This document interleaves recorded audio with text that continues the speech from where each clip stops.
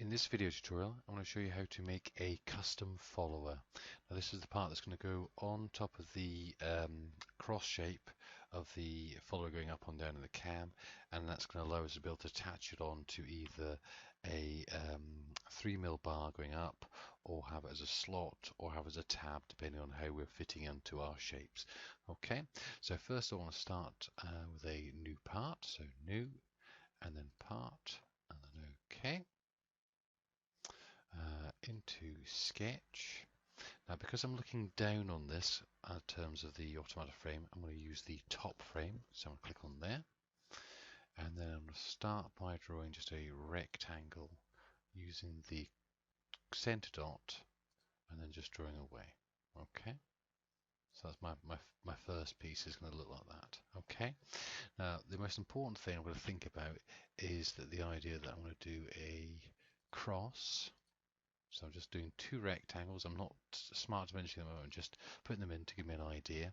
And then either I can do a kind of a slot here, and that'll allow this to fit on and something to actually slot into this.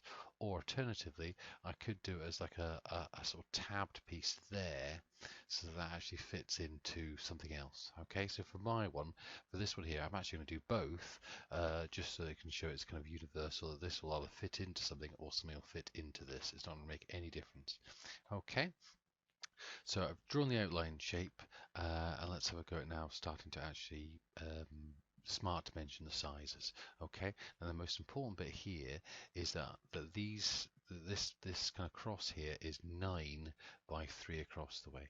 Now to get it into the center of my shape, okay, what I'm going to do is I want to actually use the center point and say that I need it to be, because I know that these across the way is 3, I can say it needs to be 1.5 that way.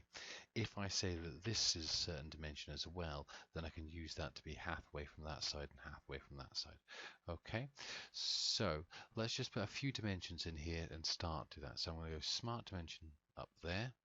Okay, and I'm going to do this one here, this sort of slot first. And I'm going to do exactly the same with these, so they're going to be 10 by 3.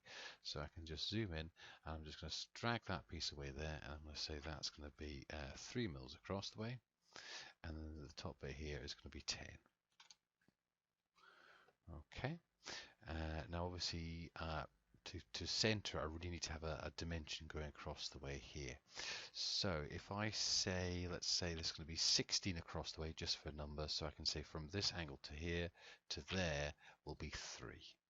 Okay, and then I can do the same on the other side, click to there, and I'm going to say that's going to be 3 as well, and that'll bring that right into the center.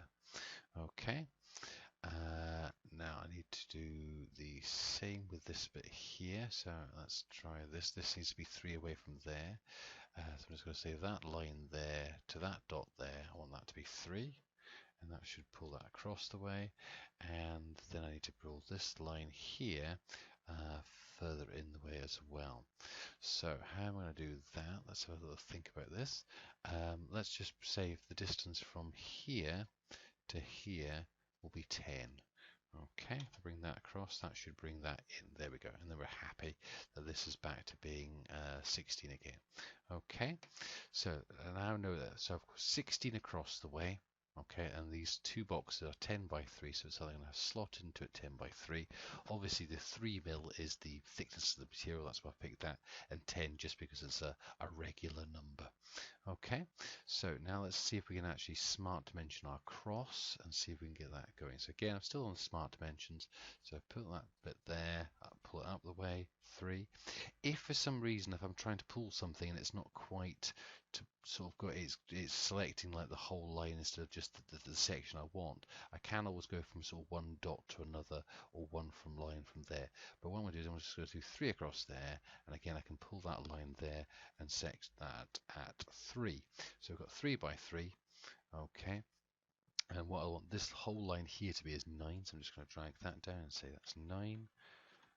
And then I can do the same on the other side. Obviously I only need to do one side because they're rectangles, so that the other side will kind of match up. Okay, so now it's 9 by 3.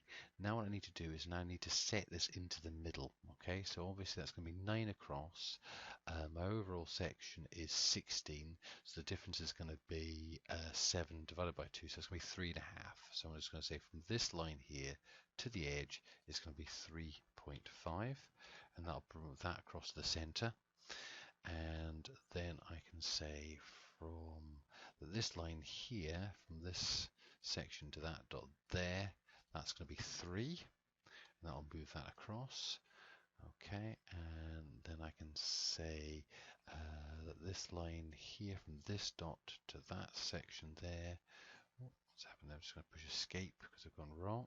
Let's try from this line to that line. Okay, not sure what's happened there. Let's try again. Okay, so from that line to that line is going to be 3. Okay, and that's moved it in the way. Okay, so that's now all squared up and all sorted. So I can use the trim entities, and I can get rid of these lines in the middle. So it's all going to be one solid bit. So that's where the cross is going to go through. Okay, and I can get rid of this line here as well. So I've got a 10 by 3 tab if I want to stick that into an object, or if I want to push something into this bit here, then I can just, it'll fit into there. So I can either have a shape going into there or a shape going there, or theoretically I could use both. One last bit, obviously, under saying down here, under defined, doesn't matter too much, but it's presumably because I've not actually set a length on the side or one down here. So I'm just going to quickly do that. So smart dimensions, grab that side there. Let's just round it up a little bit. So I'm just going to make it a little bit smaller. Let's just say 26. Okay, let's just going to move that in a little bit. And let's just go from the side as well. That's already on 16. That's okay. I don't need to do anything. If it says it's defined there, I don't need to do that. I'm just going to bring the distance between there and there. Okay, I'm going to try and just bring that in a little bit. So let's say 6 and see if that'll move that box down. Okay, it's actually moved it up the way. So what I'm going to try and do is try and bring that down the way. Okay, so I'm going to say 5 on there and see if that'll move those two objects down the way. That's better. Okay, so sometimes you have to kind of move things backwards and forwards. Okay, now I'm fairly happy that's okay. There might be a few dimensions that are not quite fully defined because I'm not getting fully defined down here, but it doesn't matter too much. I've said that that's 10 by 3. I know how much it is across. This is 10 by 3. These are all 3 by 9s. I can just double check, but obviously anything that says this is already driven is already defined, so I don't need to worry about that. So I'm just quickly checking to see if any of these are. No, all seems fairly fine. Okay, right, well, we're just going to go for that now. So I finished doing the drawing. Now I need to extrude. So I come out of the sketch. Really important, this bit here, that I make sure that this bit here, sketch 1 is selected before I go to features and extrude. Okay, otherwise it'll do the whole outside and it'll miss the inner bit, and I just want that to be 3 millimeters, and I say okay, and then save.